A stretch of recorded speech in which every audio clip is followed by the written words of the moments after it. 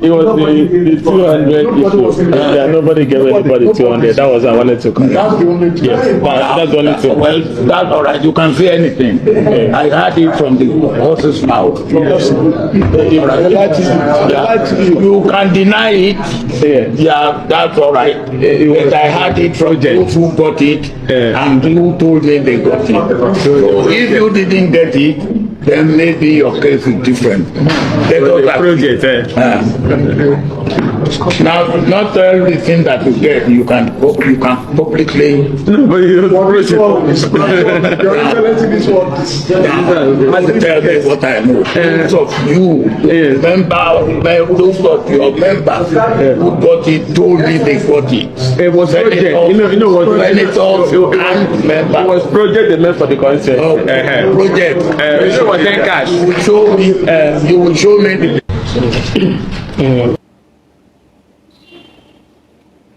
Welcome to my channel, where we discuss everything and all things politics, economy, and development in Nigeria and around the world. That was former President Olusegun Obasanjo exposing how the Tinubu administration allegedly bribed National Assembly lawmakers with 200 million naira each to support the imposition of state of emergency in Rivers State. You can see that in that short clip you heard how even the leader of coalition of opposition lawmakers in the National Assembly, Ikenga Ugochinyere, was struggling to defend what you can say was an indefensible, because Chief Olusegun Obasanjo was doubling down, insisting that money changed hands, that money was paid by the Tinubu administration in order to be able to get the endorsement of the state of emergency in Rivers State. And now you ask yourself, if money was paid, it means that ab initio, the president himself knows that what he was doing in Rivers was an illegality. Because if what he was doing in Rivers State was altruistic, was in line with the Constitution, why would his government, support inducement of the lawmakers as alleged by former President Olusegun Obasanjo? That is the question that need answer. And you listen to the former president. He said, I heard it from horse's mouth. I heard it from those who collected. I heard it from those who collected. While that both senators and House of Reps members, they collected this money. And Chinyo, the leader of the opposition lawmakers, Ikenga Ugochinyere, was trying to defend it, claiming that the money was for projects. Obasanjo, you can see, if you listen to Obasanjo will say, okay, I would like to see those projects. I would like to see those projects. But even while he was saying it was for projects, the man at the epicenter of sharing the money has already given a reason why he shared the money, thereby throwing both Ugochinyere and others under the bus. But we'll go to get there. And before I get there, if you are new to my channel, you have not yet subscribed to my channel, please subscribe to my channel. Hit the subscription button, hit the notification bell. When you subscribe to my channel and hit the notification bell, anytime I have a new video, you'll be among the first to know. God bless you. Now, from what you heard there, Obasanjo was doubling down, insisting that they collected the money, even as Ikenga Ugochinyere, who is the leader of the coalition of opposition lawmakers in the National Assembly, was spiritedly trying to defend that he didn't collect, or that he didn't say he didn't collect, but he was saying that the money in question was for projects. And Obasanjo said he would like to see the projects. And Obasanjo was being charitable to him. Obasanjo said, you may not have collected. You say you didn't collect. Okay, you didn't collect. I agree with you. It means that your case is different. it would have made a lot of sense for Ugochinyere to keep his mouth shut on that level. When Obasanjo was talking that your case may be different, and now being an opposition lawmaker, Nigerians would have interpreted it that Ugochinyere was not given because they know he will not collect.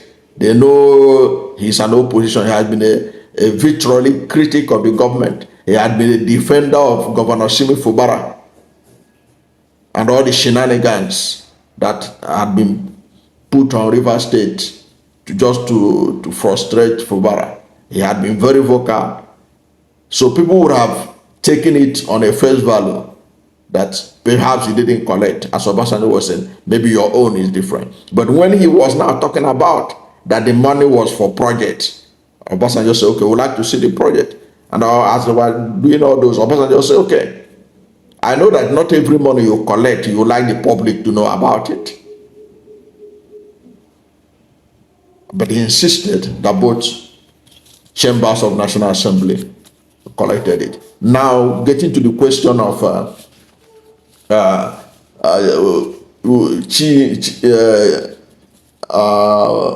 Ikenga Ugochinyere.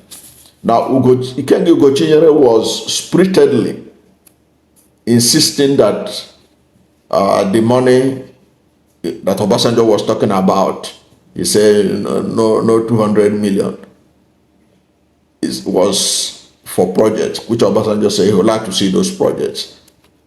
Just like a doubting Thomas would say, I would like to see proof of those projects.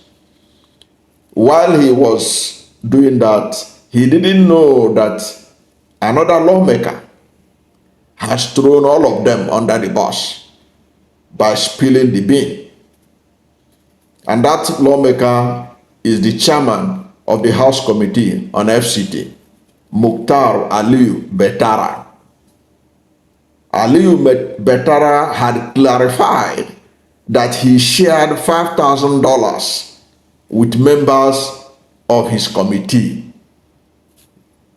Look at it, with members of his committee as a salary gesture and not as an inducement. Okay, while Ugochinyere said what they got was for projects, Betara said what he shared to his committee members, $5,000, was a salary gesture and not an inducement to support emergency rule in River State. Now, how did we know about the Betara's expose?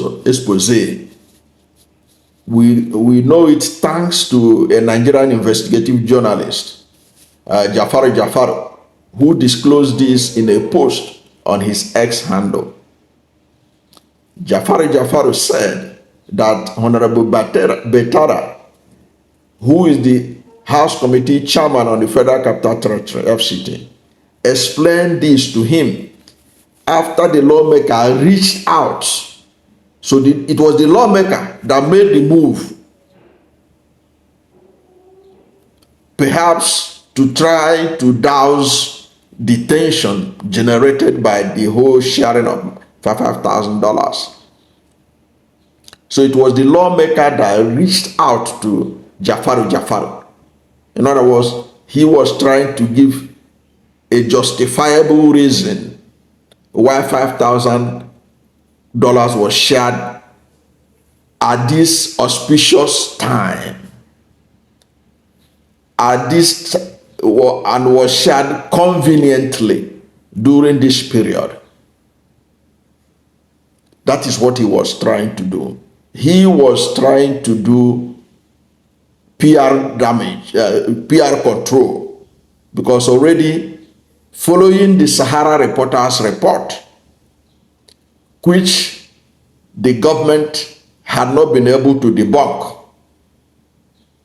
and which appears that Sahara Reporters is standing on a solid ground. The government did not threaten to sue Sahara Reporters, indicating that there are substance in what Sahara Reporters reported. So they decided to do a damage control. Because if not for damage control, why would Honorable Betara reached out to Jafar on his own volition. It would have made a lot of difference if it was Jafar in trying to clarify information he got. Let's say Jafar got information that Betara was sharing $5,000 that he heard from a source that Betara was sharing $5,000. Then he now called Betara to confirm whether what the source told him was right. That is journalism at its finest. But that was not what happened. It was, according to Jafar, it was Betara who reached out to him to clarify that the $5,000. Ordinarily, you would have expected Betara himself to reach out to Sahara reporters, the source of the original story, for that clarification. Perhaps he trusted Jafaru more than he trusted Sowore's Sahara reporters. I can understand that. They are both from the same side of the country. He has confidence that the information is going to give to Jafaru will treat it, protect his interests better than Sowore's Sahara reporters.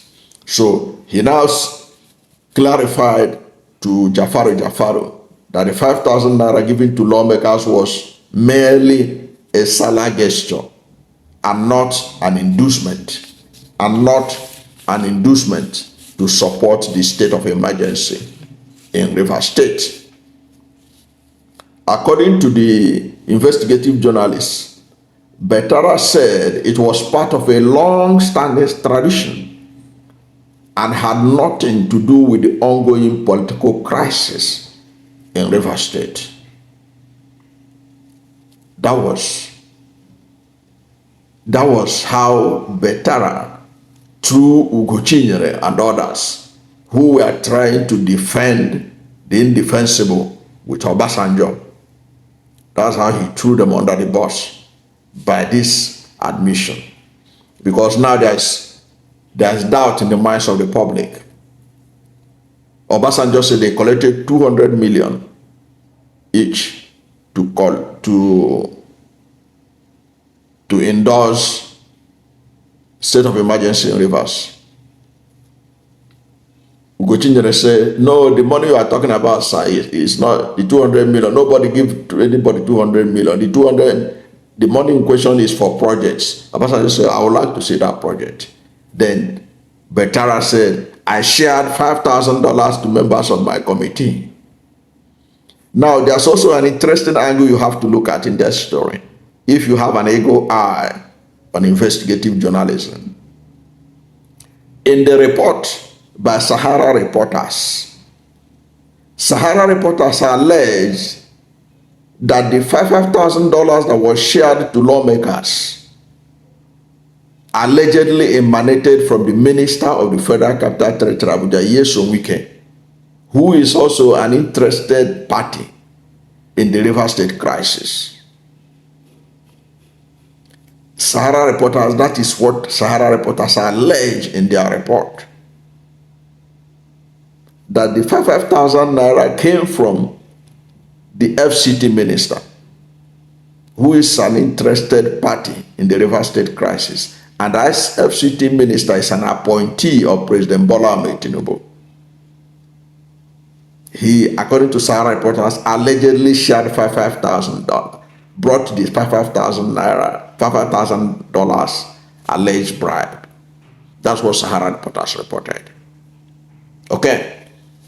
Now, look at what Jafaru has exposed. Jafaru had exposed that the person who shared the $5,000 is Betara. And Betara is House Committee Chairman on the Federal Capital Territory, Abuja. What do you think about the two stories? Sahara reporters say it was the money allegedly came from the FCT Minister. Then the House Committee Chairman on FCT admitted that he shared $5,000 to members of his committee. Now, Obasanjo said they shared 200 million naira each to the lawmakers. Of course, there are discrepancies on the amount we have been hearing. But from all indication, what is going on? What do you think happened? Do you think that the imposition of state of emergency in Rivers State was altruistic? Because a lot of, if you look at the Sahara Reporters report, there are those that collected $5,000 on Wednesday. There were those that collected $10,000 on Thursday, according to that report. And there were those who alleged that some senators got $15,000. Of course, we know that Senator Ngozi Odu, the president of the Nigerian Senate, has denied that he bribed anyone with $15,000 as alleged. But there is something that everyone can take away from this narrative going on. It is that the imposition of state of emergency in Rivers State, those who imposed it, those who helped in sustaining it, belong to the same bracket of the story of the Indian proverb, as was told by former President Goodluck Jonathan, who said that those involved in all the shenanigans going on in the state of emergency in Rivers State, he said that there is an Indian proverb to describe what they have done. He said that an Indian proverb said that when a man falls asleep, or when a man is asleep, it is easy to wake him up than when a man pretends to be asleep. It is difficult to wake a man who pretended to be asleep. He therefore concluded that all those who are involved, they are pretending to be asleep. It means that they know what they are doing. They know what they are doing, and they don't want to do the right thing. So what you see being revealed by Obasanjo is that the state of emergency was not imposed for altruistic reason. It for personal interest of those in power, and not because there was a breakdown of law and order in Rivers State. Because if there was a breakdown of law and order in Rivers State, if there was a need for state of emergency, nobody will give anybody 200 million in order to approve the state of emergency. Everybody will see it, that it was necessary, that it was right. You wouldn't need a state of emergency. You wouldn't need to allegedly induce anyone, as Obasanjo has alleged. But from the information you've gotten now, from Betara, from Obasanjo, from the denial by Akpabio, and all this, what do you have to say about the Tinubu administration and where Nigeria is headed under their leadership? Whatever is your position, let's hear from you at the comment section. Thank you for watching this video, and if you are new to my channel, you have not yet subscribed to my channel, please subscribe to my channel. Hit the subscription button, hit the notification bell. When you subscribe to my channel and hit the notification bell, anytime I have a new video, you'll be among the first to know. God bless you. And please don't forget to like this video, because when you like it, Google will rank it high and recommend it for more people. Thank you, and God bless you and yours.